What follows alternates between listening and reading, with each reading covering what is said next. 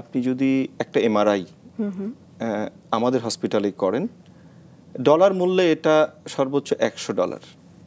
আপনি যেটা সিঙ্গাপুরে করেন, একই এমআরআই, একই মেশিন, একই টেকনোলজি, মিনিমাম $500।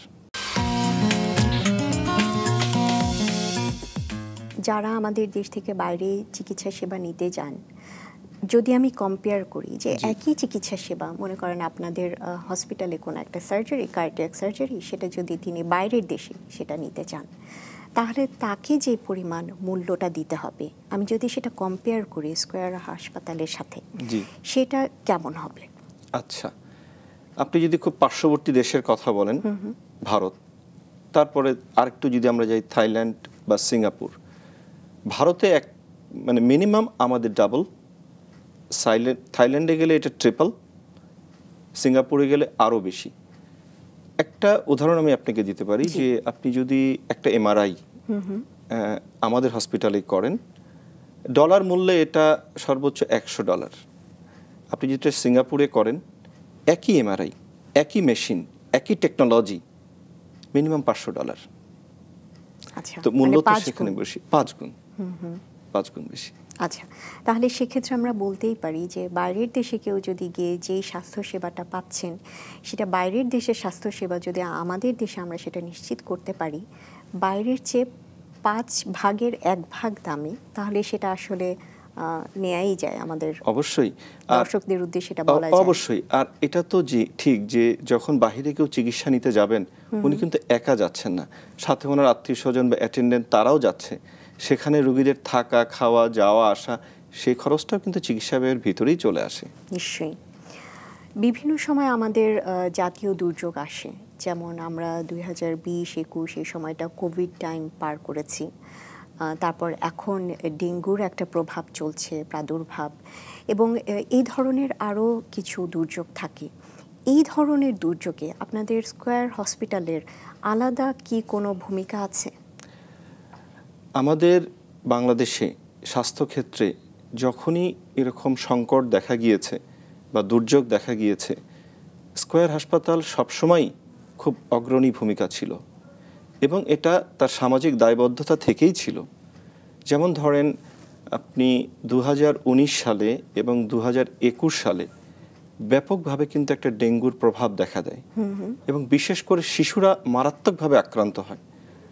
তখন স্কয়ার হাসপাতালে আমরা পৃথক ডেঙ্গু রোগীদের জন্য ওয়ার্ড ওপেন করি, এমার্জেন্সি সেবা চালু করি এবং এর জন্য একটা ডেডিকেটেড টিম কাজ করেছে আমাদের।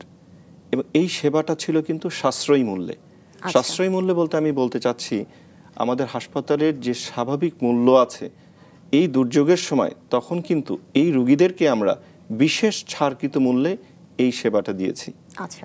তারপরে কোভিডের সময় 2020 সালের মার্চে যখন কোভিড শুরু হলো, তখন স্কয়ার হাসপাতাল একটা অগ্রণী ভূমিকা পালন করে।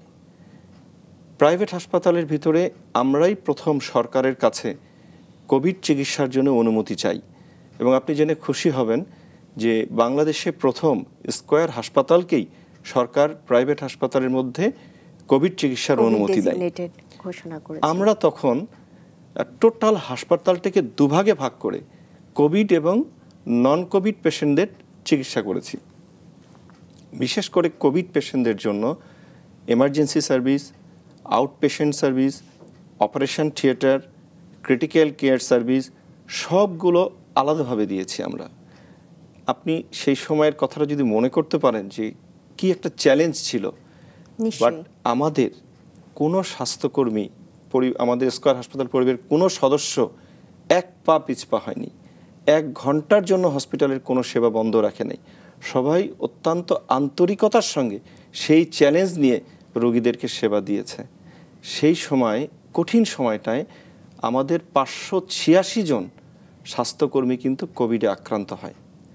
শুধু তাই না, এমন চ্যালেঞ্জ ছিল যে আমাদের নার্স বা ডক্টররা বাসায় যেতে পারতো না। তারা যে অ্যাপার্টমেন্টে থাকতো, যে কমিউনিটিতে থাকতো, তারা যখন জানতো যে তারা একটা কোভিড চিকিৎসা দিয়ে আসছে, তাদেরকে বাসায় যেতে দিত না। তখন আমরা আমাদের হসপিটালেই সবার থাকার ব্যবস্থা করি। ওনারা রাত দিন 24 ঘন্টা থেকে কিন্তু এই সেবাটা দিয়েছেন। সবচেয়ে বেদনার একটা ব্যাপার হলো সেই সময় এই সেবার যিনি নেতৃত্ব দিয়েছিলেন, যার উদ্যোগে আমরা এটা শুরু করেছিলাম, আমাদের তৎকালীন মেডিকেল ডিরেক্টর মির্জা নাজিমুদ্দিন, উনি কিন্তু কোভিড আক্রান্ত হয়ে মারা যান প্রথম দিকে। এবং সেই সময় মারা যান যখন কোভিডের ভ্যাকসিনও আসে নাই, কোভিডের কোনো ওষুধও আসেনি, যেগুলো এসছে অনেক পরে। এইরকম একটা পরিস্থিতিতেও আমাদের কেউ এক পাও পিছপা হয়নি। আমরা কিন্তু অত্যন্ত আন্তরিকতার সঙ্গে এই সেবাগুলো দিয়েছি।